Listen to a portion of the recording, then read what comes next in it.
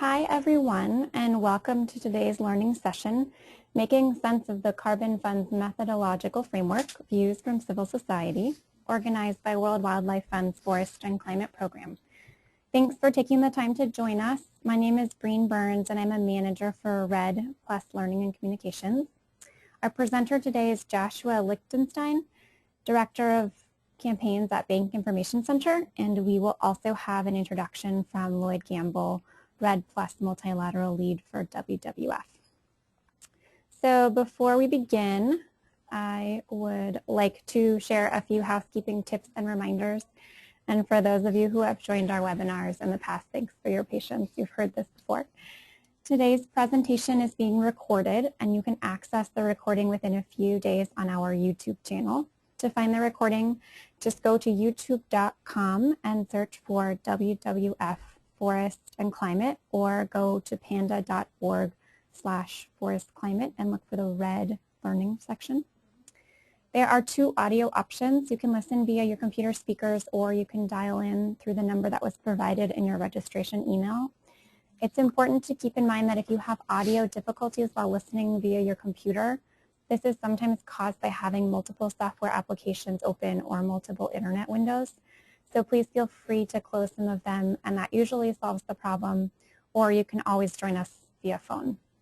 If you are having any technical difficulties, please send me or Jenny Guzman a message via the chat area if possible, and we'll try to get it sorted out.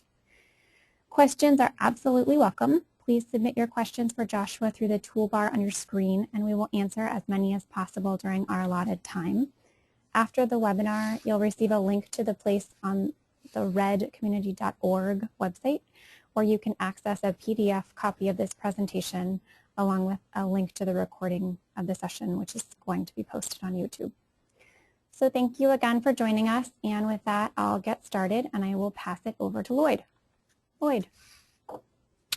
Thanks, Breen, and thanks everyone for joining the webinar today. I'm Lloyd Gamble. I work with WWF based here in Washington, D.C., where I support the WWF network's engagement with the REDD multilateral funds. I'm also currently elected Northern Country Civil Society Observer at the Forest Carbon Partnership Facility, which we'll refer to as the FCPF today. I'm also happy to introduce our main speaker today. Josh Lichtenstein is a friend and colleague from the Bank Information Center. BIC is a nonprofit NGO that has worked for a couple of decades now, promoting rights, transparency, robust participation, and public accountability in the international lending institutions. Josh is also my predecessor for 2 terms as the Northern CSO at the FCPF. So he has been involved through the formative years of this partnership and understands the approach they take to safeguards and rights-based issues as well as anyone, I think. So I'll open today's presentation with a quick overview that puts the FCPF in context before passing it over to Josh. First, I'll speak a little bit about what the Carbon Fund and the FCPF, what they are, where they sit sort of in the broader REDD space, and why we should care about their rules in the first place.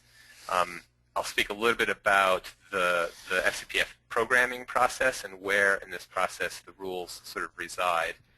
And then I'll give a quick sort of overview glance of the methodological framework, which is this new rule book, before passing it to Josh.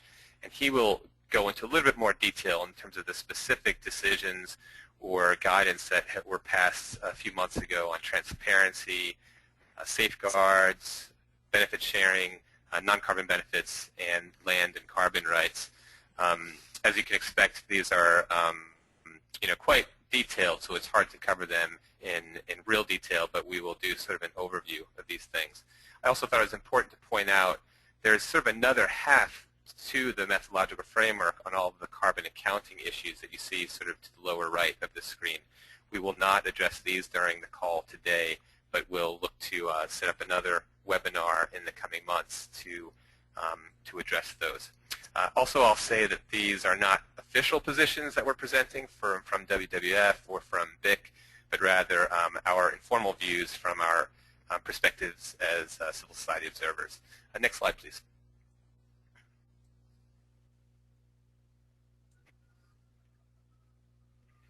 So as most of us understand, right, the UNFCCC is really the premier policy setting body for REDD+.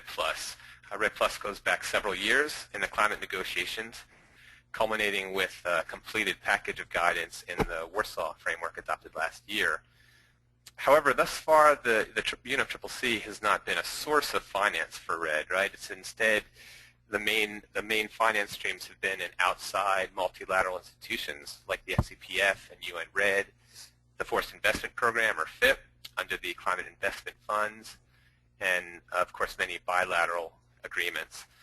I think the multilateral REDD funds are particularly important because they represent a space where many countries have come together and agreed on rules and processes to operationalize the guidance that has come down from the UNFCCC. This has been where the real actual work of REDD readiness has occurred, and indeed is providing learning that then feeds back to and has been informing continued discussions at the UNFCCC. Next slide, please. So this slide gives a sense of where the FCPF fits into the REDD finance landscape.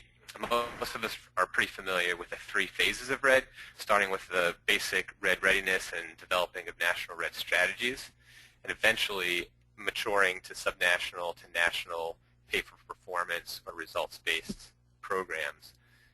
The FCPF has two funds, the Readiness Fund and the Carbon Fund. The Readiness Fund supports activities primarily through this first phase with fairly small readiness grants, around $4 million, that can be augmented at sort of mid-term progress with an additional grant of up to $5 million. The Carbon Fund, in turn, really operates in this middle phase as it's intended to pilot performance-based programs and be a learning space to inform eventual scaled national REDD programs. The FCPF is expected to sunset in 2020, but I have this dotted arrow here because some think the Carbon Fund could or should continue to be one of the many finance streams that support REDD programs after it is finally gaining momentum in these coming years ahead. But regardless, this sort of gets to why the Carbon Fund rules and experience are so important. This is really the first multilateral space which is trying this experiment of performance-based finance under REDD, which will bring important lessons and perhaps establish some precedent for future scaled REDD programs, including under the Green Climate Fund, which is represented below here in yellow. Next slide, please. So a quick closer look at the FCPF. These are the four guiding objectives from the FCPF charter.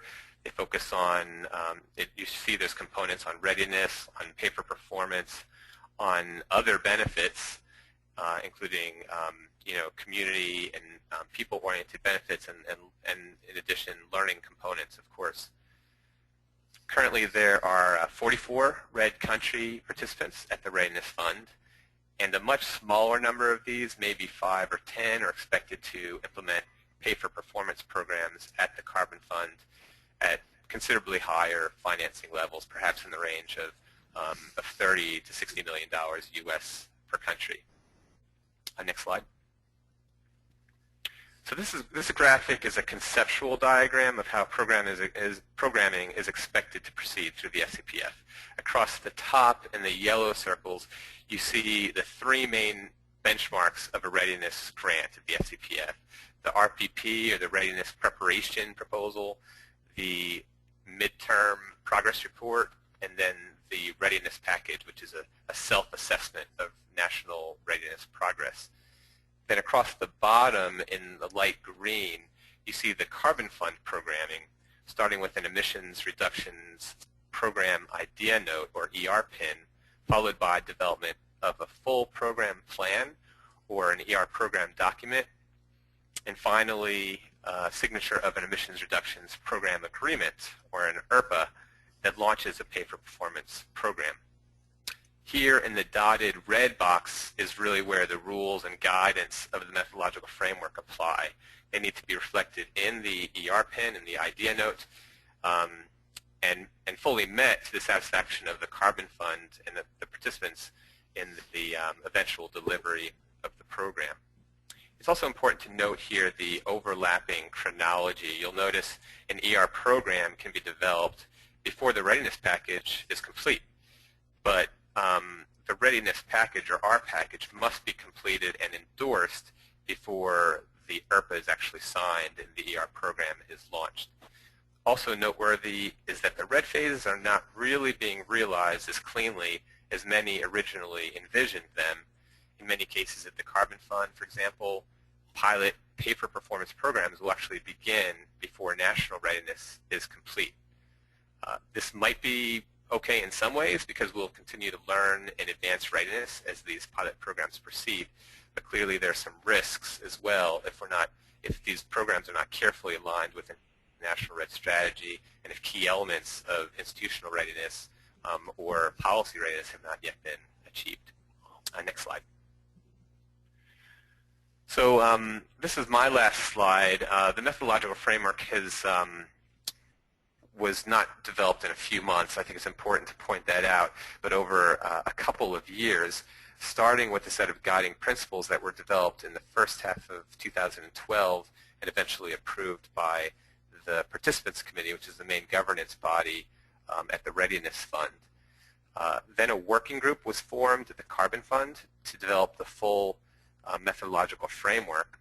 Both Josh and I sat on this working group as CSOs, and this culminated in the final draft that was adopted by the Carbon Fund just a few months ago in December.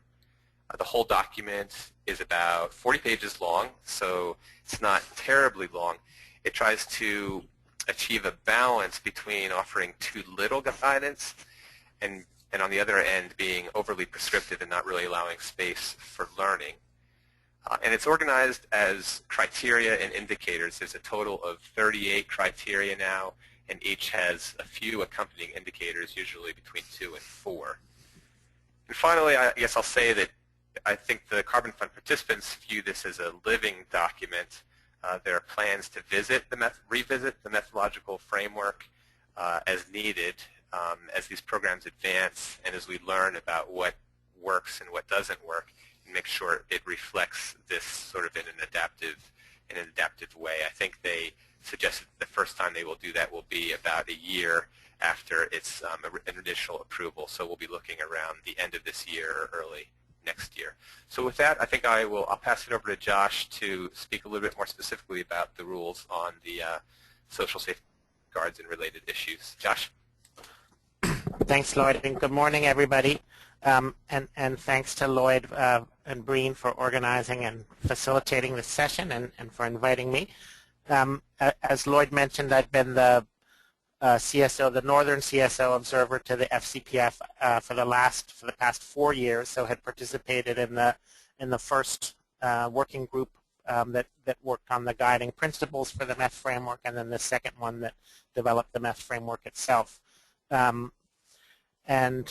I guess I wanted to start with some sense of the advances around transparency. This was one of the issues that we focused on quite a bit during the process.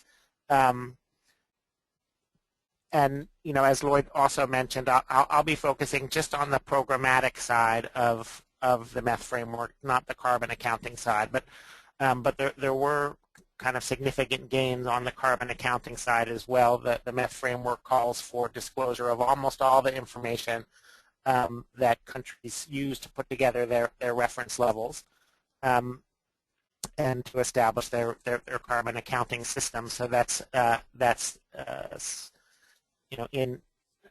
consistent with UNFCCC rules around there. There were also a number of kind of groundbreaking steps that the MEF framework took, that go beyond current World Bank access to information and disclosure rules. The biggest one there is that there's an agreement to disclose these emissions reduction payment agreements, the ERPO, which is the purchase sale agreement between ER program proponent and the Carbon Fund. That's contingent on the country agreeing, but there's a presumption that they will be disclosed. And ERPAs have never been disclosed by the World Bank before, so that's a major step forward. The letters of intent, which are the first kind of legal document that countries will sign with their carbon fund, will be disclosed. Benefit sharing plans, which also typically are not disclosed by the World Bank, will be disclosed under the carbon fund, both in draft and final forms. The land tenure assessments that are either done under the readiness phase or specifically done for the carbon fund ER program will be disclosed. Safeguard instruments, which are environmental and social assessments and various frameworks and plans, are typically disclosed by the World Bank. They will be disclosed in this case. In addition, kind of annual implementation reports from countries or ER program proponents will be disclosed as an annex to the monitoring reports. The same for benefit sharing. That kind of information on implementation of safeguards or benefit sharing has not typically been publicly disclosed before. So the FCPF, I think, in keeping with the charter mandate to generate learning for the whole REDD community and to inform kind of decision making under the UNFCCC, I think has taken some positive steps here on transparency. Next slide, please.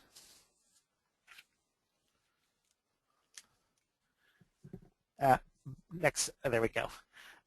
So speaking generally about safeguards under the Carbon Fund methodological framework, all World Bank operational policies, safeguard policies apply to Carbon Fund operations. The safeguard approach to the Carbon Fund is designed to build on work that was done in the readiness phase. So the main safeguard approach to REDD readiness in the FCPF has been through something called a strategic environmental and social assessment, which is conceived of as both an analytical and a participatory process with stakeholders led by government to address the social and environmental issues around a national REDD strategy. And that process is supposed to lead to an environmental and social management framework, which is a set of kind of forward-looking rules and procedures about how different issues, social and environmental issues, would be handled in the implementation of a national REDD strategy. There are a number of countries who have started on their CESA processes at this point. There are no countries who have really completed it. DRC, I think, is coming close. No countries have yet developed their ESMF. These are both instruments that are used fairly broadly at the World Bank and in other international financial institutions, although they're being applied kind of on a national and multi-sectoral scope here, which makes them quite a bit more difficult. There's been a lot of discussion and I think some serious challenges as to how you use CESA for REDD, and so we'll have to see kind of how that plays out over the next period. The way that safeguards are discussed in the METH framework, you know, it's not entirely clear, but it's generally assumed that specific safeguard assessments and instruments would be developed for the Carbon Fund programs. So those could be, in addition to the benefit sharing plans, those could be environmental or social assessments. Those could be resettlement action plans. They could be indigenous peoples' policy frameworks or plans. I think that remains to be seen. It will depend in part on kind of the quality of CESA and ESMF under readiness. You know, how much additional work is required for the Carbon Fund. You know, environmental and social management frameworks are tend to be somewhat generic and designed, you know, in the absence of kind of specific, geographically focused, identifiable impacts. So at the very least, countries would have to develop a kind of second generation of environmental and social management plans that would be part of their ER program document that they were developing for the Carbon Fund. Another innovation, I think, with in the MEF framework and generally in the FCPF has been the requirement for grievance mechanisms, feedback and grievance redress mechanisms. That's starting to get more generally applied across the World Bank and other financial institutions, but is still in a kind of early days for that. A number of countries are working on grievance mechanisms for REDD.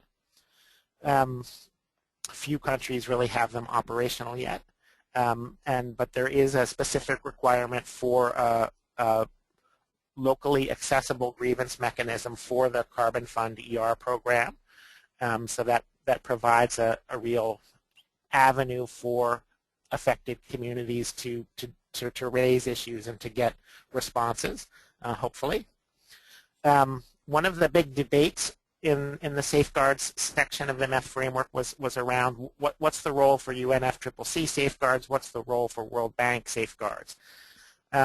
We were able to, I think, with support of both REDD countries and donors, get in good language there around promoting and supporting UNFCCC safeguards.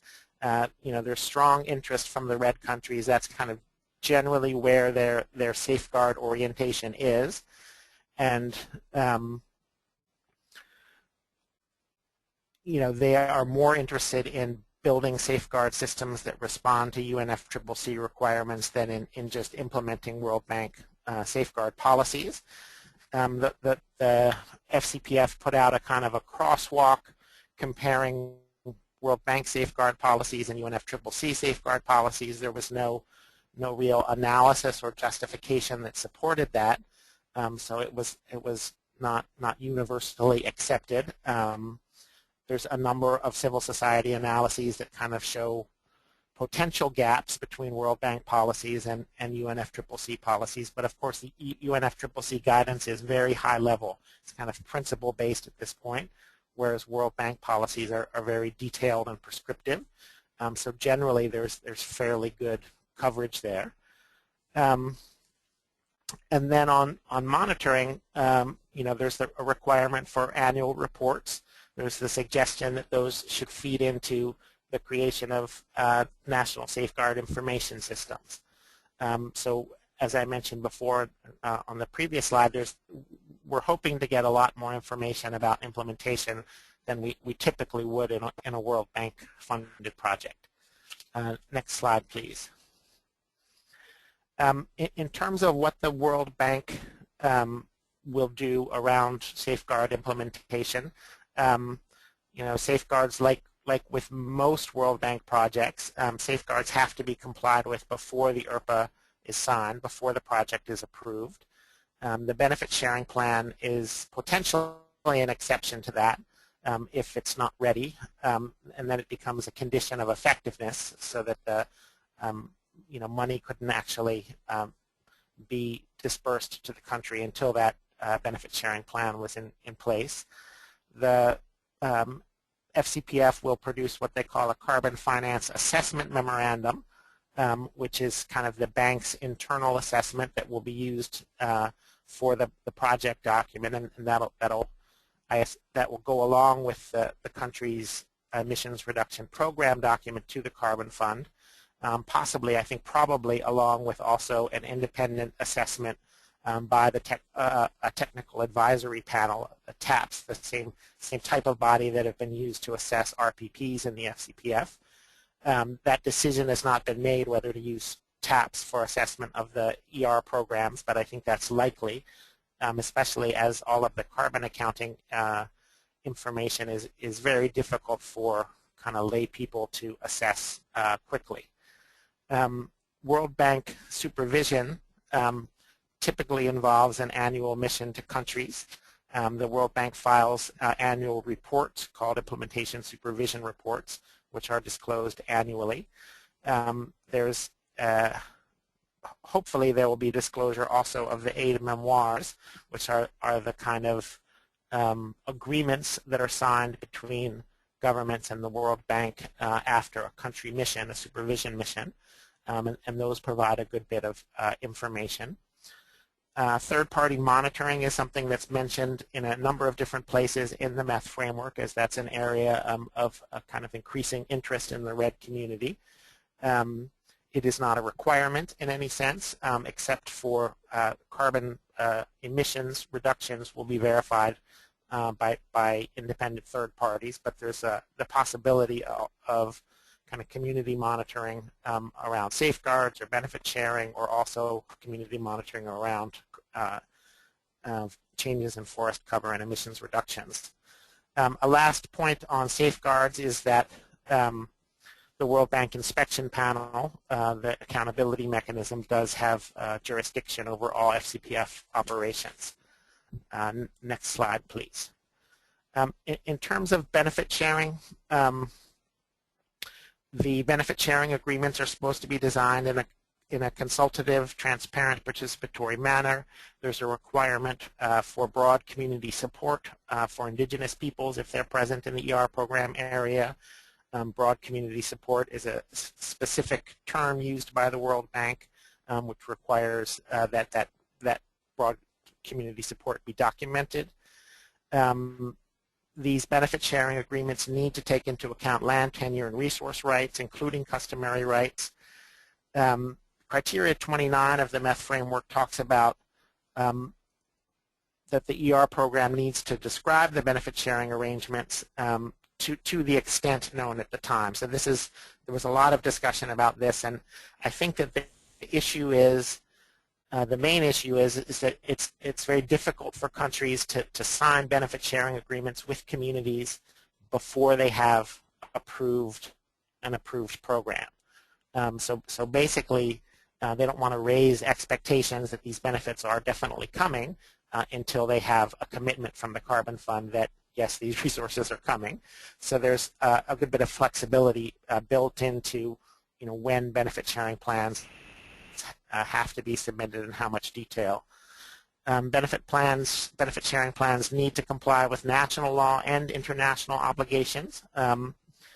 And one of the things that's not clearly spelled out in the METH framework, but that is kind of implied is, and we'll talk about this a little bit more in a few minutes, but that the ER program proponent has to transfer the emissions reductions to the Carbon Fund. They're selling emissions reductions, and if the benefit sharing plan is playing a role in giving the ER program proponent the right to transfer those emissions, then there needs to be some kind of explicit acknowledgement that rights to these emissions are being transferred from potential beneficiaries to the ER program proponent and then on to the Carbon Fund. How exactly you do that without a clear legal framework for carbon and for land, for forests, is problematic, and that's something we can come back to. Next slide, please. You got it already. Yeah. So the benefit sharing plans need to cover who are the potential beneficiaries and kind of how they're linked to the ER program in interventions, how different actors will be doing activities to stop deforestation or degradation or to conserve forests. They need to spell out what are the requirements or eligibility criteria, the types and scales of monetary and non-monetary benefits, the processes and timelines for distribution of benefits, and the monitoring provisions. So all of that is the information that has to be in the benefit sharing plan. As I mentioned before, a draft of this benefit sharing plan needs to be shared and agreed to with potential beneficiaries before it's finalized, and that if it's not finalized before ERPA signature, it then becomes a condition of effectiveness. Next slide, please. So on non-carbon benefits, another area of significant discussion in the METH framework, it was agreed that non-carbon benefits are integral to the ER programs. It's also one of the selection criteria for ER programs into the Carbon Fund pipeline. And then basically the METH framework is asking countries or ER program proponents out of the whole range of non-carbon benefits that could be generated by a program, select one or two types of things that are the priority, and on those things there should be some reporting as feasible as possible. So there's no very hard and fast requirement for reporting on non-carbon benefits, but there's an expectation that barring something unforeseen, that countries will report on their priority non-carbon benefits, whether that's around livelihoods or biodiversity or water or something else. Interestingly, non-carbon benefits can also be taken into consideration when setting a price for the emissions reduction. That's something that would happen in the IRPA negotiations between the buyer and the seller. That was a subject of great and prolonged discussion, both in the guiding principles and in the MEF framework. It's going to come up again as the Carbon Fund sets its pricing approach, and that's certainly something to watch and see how that works. On land and carbon rights, this was an area where I think probably more work still needs to be done. I don't think that anybody was really ready for all of the implications around land and carbon rights that needed to get put into the MEF framework. But just to go through the requirements, that there's not a specific requirement for an assessment of land and resource tenure in the ER program area, with the expectation that much of this work will have been done through the readiness phase, through the SASA process, through specific assessments. But if that work under the readiness phase was not didn't cover the issues or didn't cover the specific geographic areas in enough detail, then additional assessments would have to be undertaken. These need to cover the range of rights holders in the area, the legal status of rights to lands and forests, including customary rights, and explain, describe the ambiguities or gaps, if any, in the legal framework and any conflicts or contested areas in the ER program area. These assessments need to be produced in a transparent and inclusive manner, and they should include inputs from stakeholders in the area.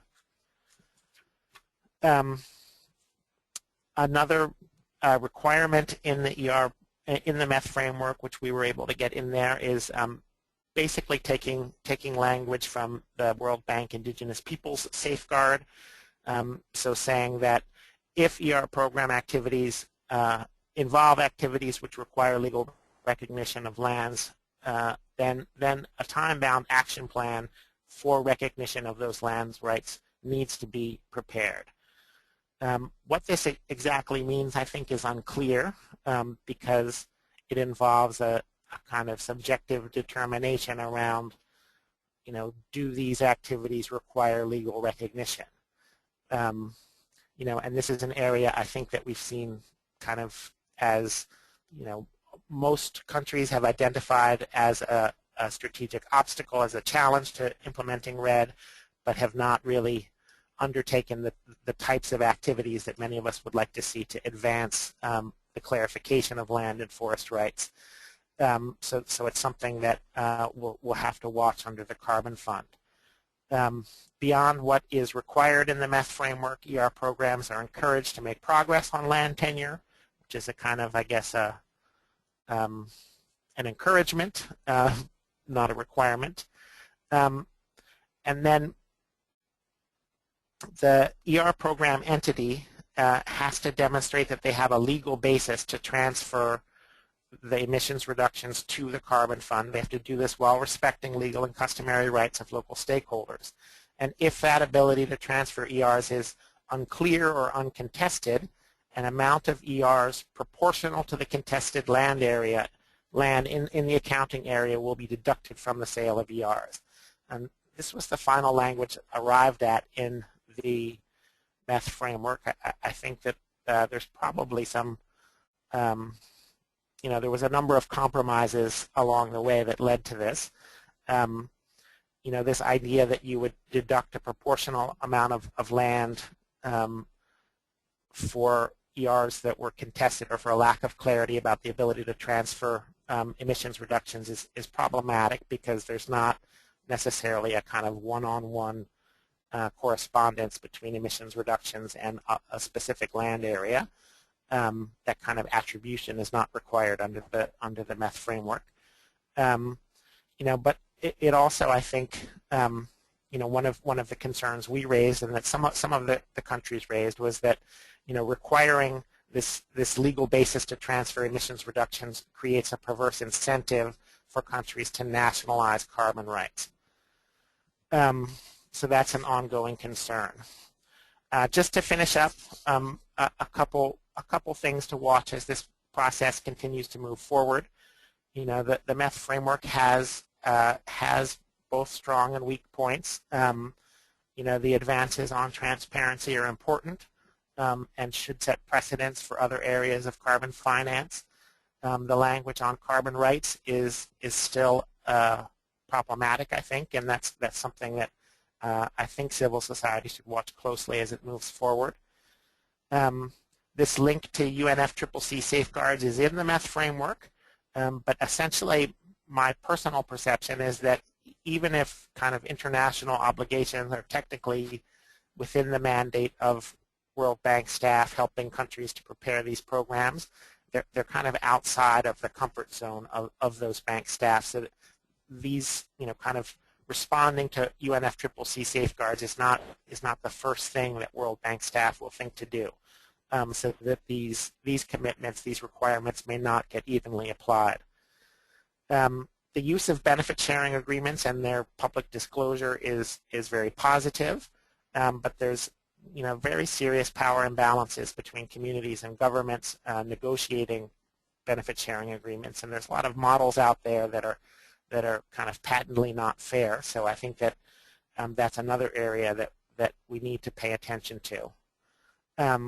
This issue of carbon rights, which I've mentioned, and how you transfer those rights to third parties, is something that most countries don't have legislation or legal framework on carbon rights yet, and so are not really ready to handle this effectively.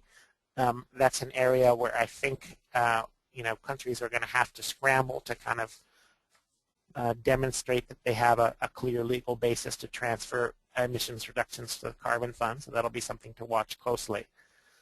As Lloyd mentioned in the beginning, the METH framework might be reviewed at the end of this year or early next year, kind of based on the country experiences of developing the ER program documents.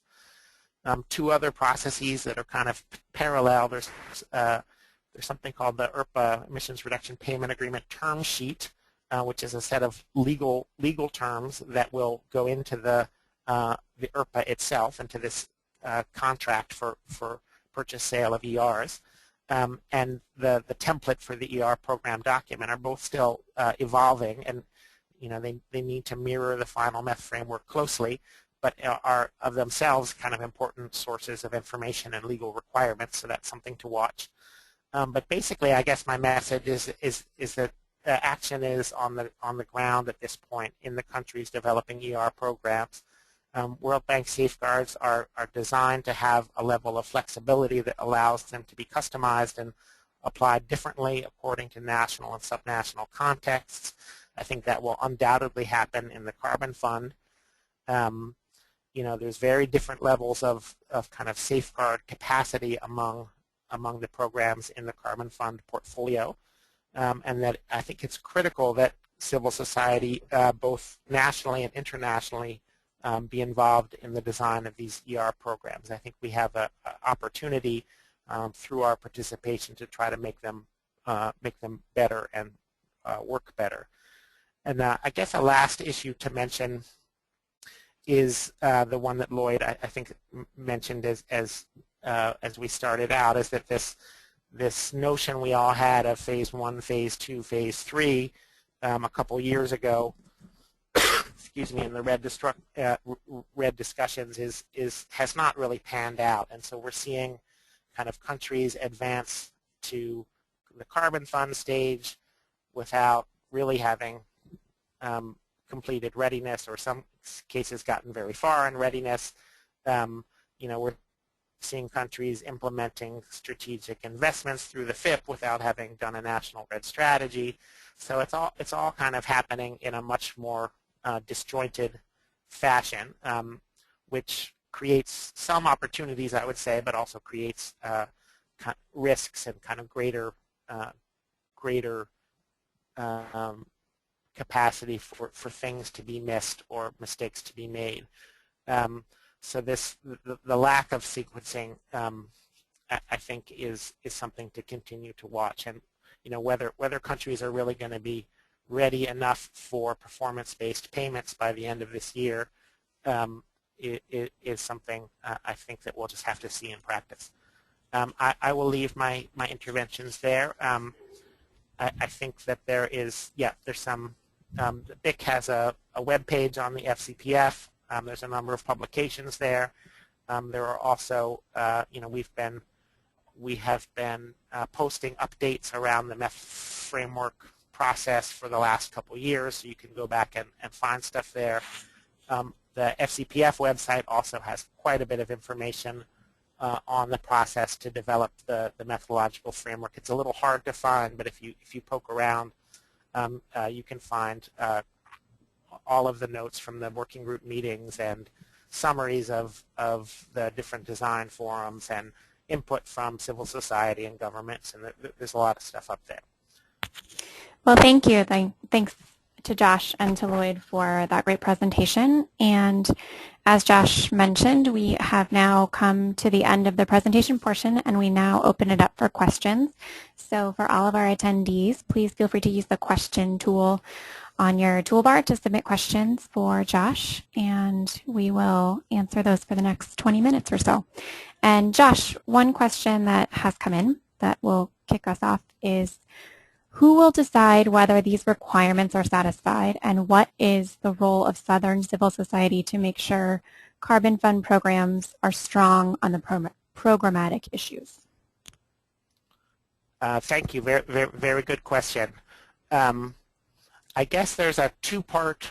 I mean, the decision for whether requirements have been met is essentially determined by both the World Bank and by the carbon fund participants. So the World Bank will make a determination, for example, of whether safeguard requirements have been met, whether other requirements in the methodological framework have been met to their satisfaction. The carbon fund participants, who are all donors, there are no red countries among the carbon fund participants, will also decide whether they are happy enough with the ER program to enter into an agreement. Those meetings, the meetings of the FCPF Carbon Fund, are much less open than the Participants Committee meetings, but we do have a Southern Civil Society observer at those meetings, and we do have an Indigenous Peoples observer at those meetings. And I would say all of the donors are also very open to input, information, and views from Southern civil society. So that's something I think that we need to continue to work on to get that information to the bank and the donors on the carbon fund, the views from national civil society. If that information arrives at the last minute, days before a decision is being made, it's much harder for them to take that into account. So we need to find better ways to get that information out in the public sphere, and specifically to the bank and the carbon fund participants with as much lead time as possible. Great, thank you. Our next question is, once a program is being implemented, what can affected community do if they are concerned about possible negative impacts? Great question, thank you. I think there's two avenues, excuse me, for grievance redress. There is supposed to be established a feedback and grievance redress mechanism at the national level, which should have offices or access points at the local level. So there should be a clearly defined mechanism for affected communities to say, hey, this isn't going right, or this is not what we agreed to, or what we agreed to is not happening. So a national grievance mechanism needs to be functioning before the IRPA is signed. That's the current requirement. Then, of course, there's also the World Bank Inspection Panel, which does have jurisdiction over the FCPF and the Carbon Fund, and that's an international accountability mechanism, and that you know, a complaint can be filed with the inspection panel if two or more people in an affected community allege a violation of bank policy that might lead to harms. And there's more information available on the inspection panel website about how to do that. Thank you. And I'll ask the next question in a minute, but I just want to go to this slide too while people are thinking of questions, so our attendees can see some of the REDD resources that the WWF side also offers. So the next question comes from Anna, and Anna asks, host countries have to set up a lot of systems to comply with the framework. REDD readiness money is coming from several funds. How is readiness funding streamlined to be available to host countries to set up all these systems? Upfront costs for setting up all these reporting systems are large, and it takes a long time before any ER purchases would happen. That's a very good question, and it's one for which I don't have a very good answer. You know, the Carbon Fund will be allowed to provide, I think it's up to 10% of the resources in the IRPA as an advance. You know, so if you're saying a $60 million IRPA agreement, that would be $600,000, not very much money, if that's right. No, $6 million. No, $12 million. Yeah, so something.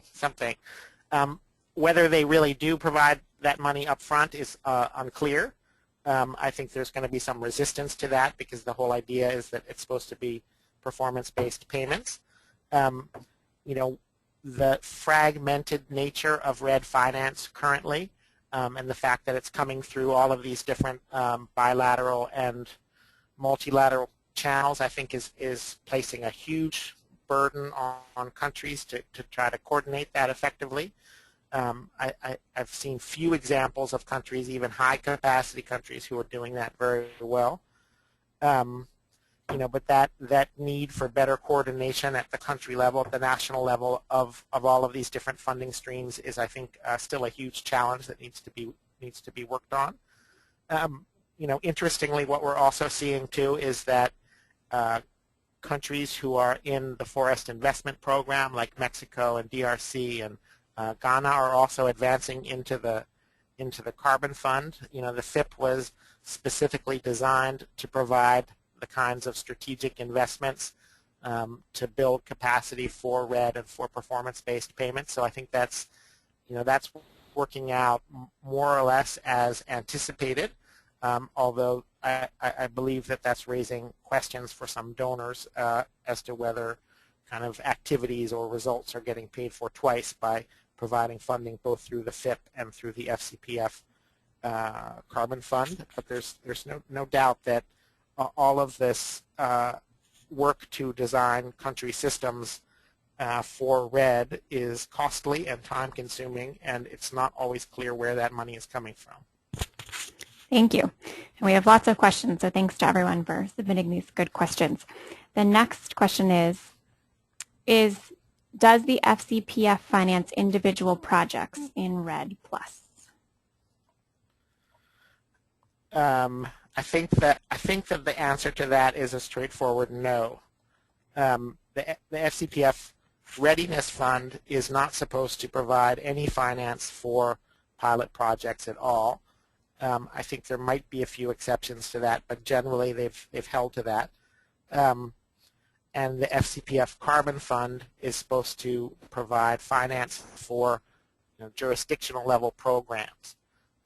So we're seeing cases of, you know, DRC, for example, where there's a project embedded in the ER program area, and it could be that some resources flow to that project as part of a larger program, but the carbon fund is designed to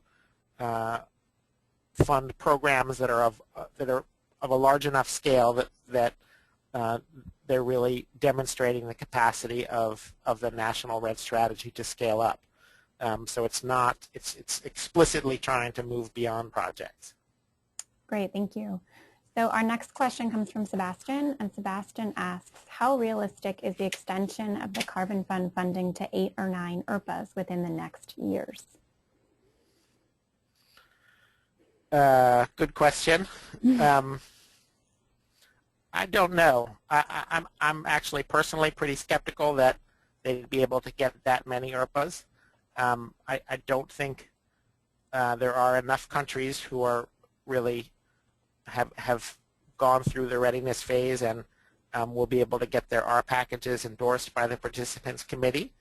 I think it'll likely take through a good part of next year. And I think that's okay. I mean, my personal view is that there shouldn't be a big rush to get this done.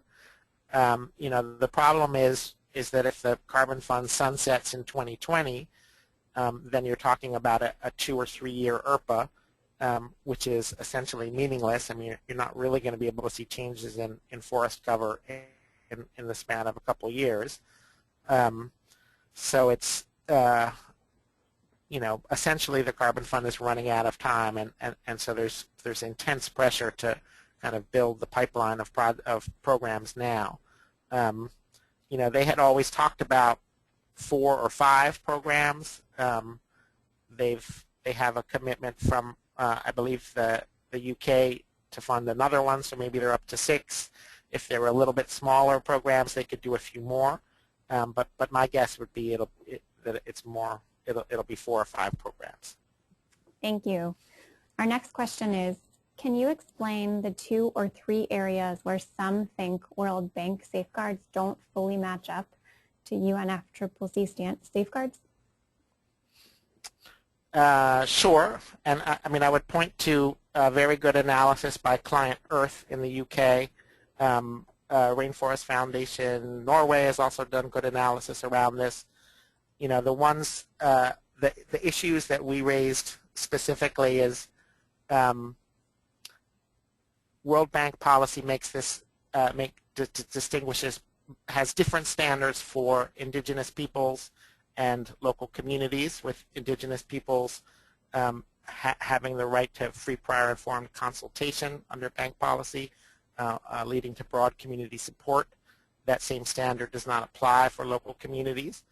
Whereas UNFCCC safeguards talk about indigenous peoples and local communities more or less synonymously in their safeguard language. You know, making that distinction is, I think, very important to some constituencies, very problematic for other constituencies. My sense is that most countries are kind of getting around that. You know, most countries who are moving forward on REDD are embracing an FPIC, free, prior, informed consent standard, and saying that applies to both indigenous peoples and local communities for REDD projects. So that's one way to kind of get around that issue. I'm trying to think what the other areas are. I think the main ones that were discussed were kind of FPIC itself, whether that's, you know, implied in the full and effective participation and reference to United Nations Declaration on the Rights of Indigenous Peoples in the Cancun Safeguard language, and then this distinction between local communities and indigenous peoples. So those were 2 areas that we pushed on and tried to get further clarification on in the MEF framework, but were unable to do that. Great, thank you. The next question is from Legrand, and the question is, are the parts of the payments that goes to the national budget to be used for anything, or are they earmarked? Good question. I think that what happens to the payments is up to the country. and whether they would go to a national budget, I think is probably less likely. I think that there's going to be a lot of scrutiny of how resources from REDD are used, and there's going to be a real desire to see those resources going down to actors on the ground, so to the actors and local stakeholders who are taking actions to, prevent deforestation or degradation or to conserve forests. So that the benefit sharing agreements need to specify the mechanisms through which resources would flow. And Legrand clarified, I'm sorry I didn't see this earlier, do they go to the national budget or to some REDD plus national funds, if that helps clarify the question. There's no specific requirements in the METH framework on that.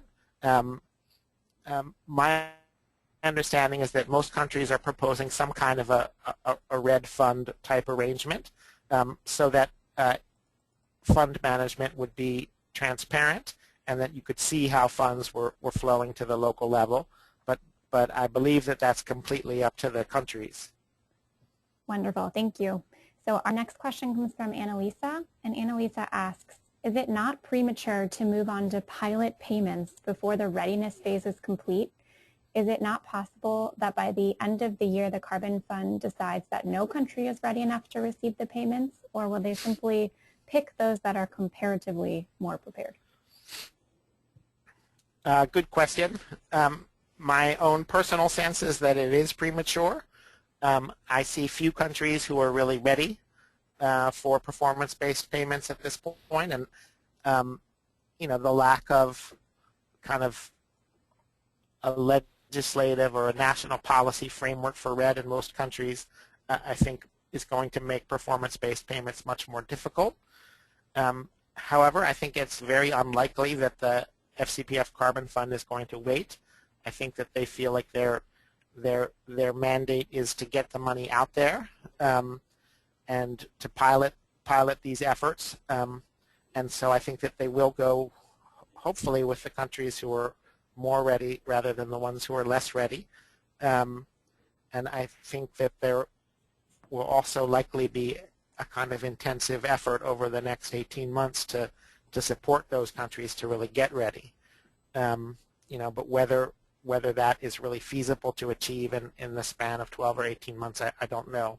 Most readiness processes have been much slower and much more complicated than was really anticipated a few years ago. Great, thank you. So the next question, and this will likely be our final question because we're running up towards the end of our hour here, is from Sathapan. And the question is, how will the World Bank audit the work done in developing countries? Did the World Bank or will the World Bank recruit local nationals and train them and then send them out to audit, or how would that process work? That's a good question. I'm not positive I know the answer to that one. I think it depends whether we're talking specifically of financial audits or broadly more kind of auditing of national programs. I think that the verification of emissions reductions is likely to be done by internationally accredited bodies who do that, but that would have to be agreed between the country and the World Bank. Financial reports, all financial reports to the World Bank are required to be audited annually. That's a responsibility of government, and I believe that government uses could use a variety of national kind of accounting sources to do that. But I think it's unlikely that the World Bank would send out people to do that kind of auditing, or would hire local people to do that kind of auditing. If we're talking more broadly about social auditing, I think there's a strong hope that there will be participatory monitoring in some or all of these emissions reduction programs, and in that case there would be local people hopefully trained and paid to monitor things like safeguard application and benefit sharing agreements and the production of non-carbon benefits around biodiversity and water and livelihoods. Wonderful. Thank you. Well, thanks again to Josh and to Lloyd for this presentation. We've come to the end of our time. We had great questions, so thanks to our participants for sharing those. As I mentioned, the links and resources that Josh covered in his slide, those are available on redcommunity.org, and you will receive the link in your follow-up email about where to find that. I will also post a PDF copy of this presentation along with a link to the recording there as soon as I get that up, hopefully today. Here are a few more ways to stay connected with us at WWF, and we hope you enjoyed this session and learned, and we will see you at the next session. So thank you again to Josh and to Lloyd, and with that I will bring us to a close. Thanks to all. See you next time. Thank you, everyone. Thanks. Bye. Bye-bye. Bye now.